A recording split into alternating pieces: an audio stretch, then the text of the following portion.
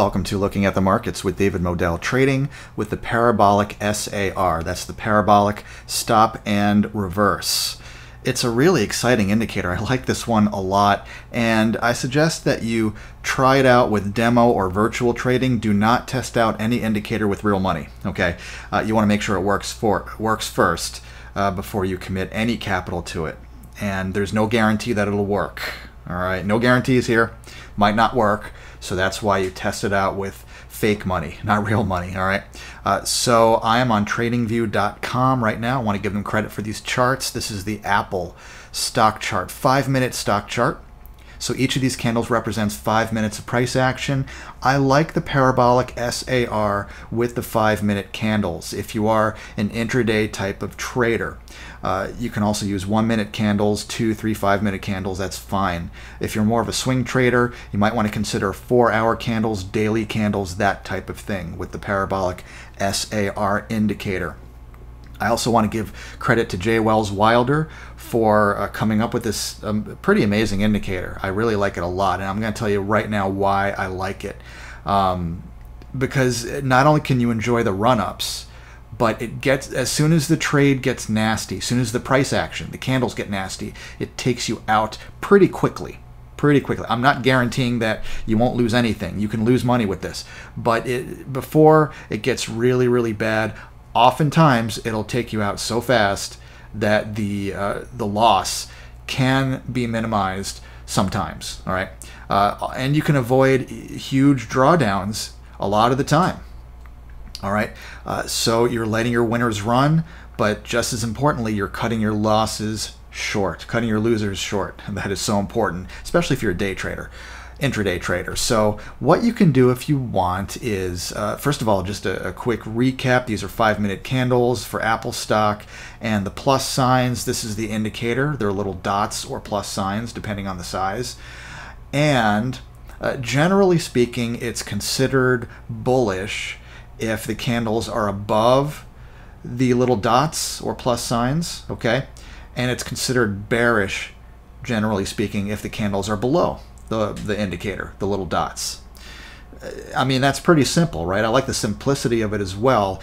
I don't necessarily think that you need to use this by itself. You can combine it with other indicators, okay? I mean, I guess if you want to keep it simple, you could just buy when the candles are above the dots and then sell when the candles are below the dots. That's one way to do it.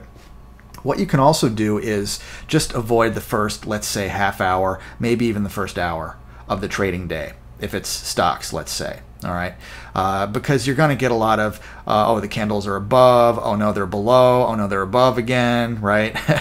All right, every few minutes it's below, above, below, above. It keeps switching because it's so volatile in those first few minutes of the trading day for stocks and options as well. So yeah, maybe just stay out of it if you want to, unless you like the volatility. But I don't know if you're going to want to get chopped around like that so much. And constantly switching between long and short, buying and selling, right? So maybe if you want to avoid the first few minutes of the day, first half hour, whatever you want, and then if the candle is above the dots, you can go long, and then don't get out until the candles are below the dots. And it's really decisive. It's not kind of like, you ever notice with if you have moving average crossovers, sometimes you can't really tell if one line is crossed over the other quite yet, like the lines are overlapping. Did it cross? Did it not cross? I'm not super sure about it. But with these candles and the dots, it's sudden. It's obvious, right? Either the candle's above and then suddenly it's definitely below. I mean, there's no question about it with this. All right, so I like the decisiveness of it and the simplicity. And I talked about cutting your losses short. Man, as soon as the candles got a little bit nasty there, you're out. You're not a buyer anymore. Now you're a seller. You know, you can sell your long position, whatever it is, stock, option, whatever it is. Okay, cryptocurrency too. You could try it with that. And then look at this huge loss you would have avoided. You would have sat out of the trade if you sold, right, when it told you to. You would have avoided all this downturn. Look at that. It just keeps going down, down, down. No problem. You would have been out of the trade. Maybe you would have gone short. Some people go short here when the candle is below the dot. You would have made pretty good money. shorting all the way down here. Be careful with shorting. It's a dangerous game. You might not want to play it if you don't know what you're doing. You can lose more money than you have with shorting. But I'm just saying. All right, and then you go long, make a little bit of money, or maybe break even, or maybe you take a little bit of a loss. But again, it takes you out pretty quickly. As soon as it gets nasty, bam, you're out, right? And then you avoid the loss, okay? And this is after hours, pre-market stuff. And then again, that first half hour of the day, if it's volatile, look at that. I don't know if you could see it, but the candle's above the dot, then it's below. I mean, maybe too crazy in the morning. So then you wait half an hour maybe, and then you're in, boom, right? As soon as it turns ugly, as soon as it turns nasty, boom, you're out, right? Not as soon as, I shouldn't say that, because it started to actually get nasty here. So it's not a perfect indicator, okay? It doesn't take you out at the exact top. I'm sorry, all right? You shouldn't expect that, and you avoid a lot of that downturn, though, okay? And sometimes it's going to go sideways, and you'll take small losses.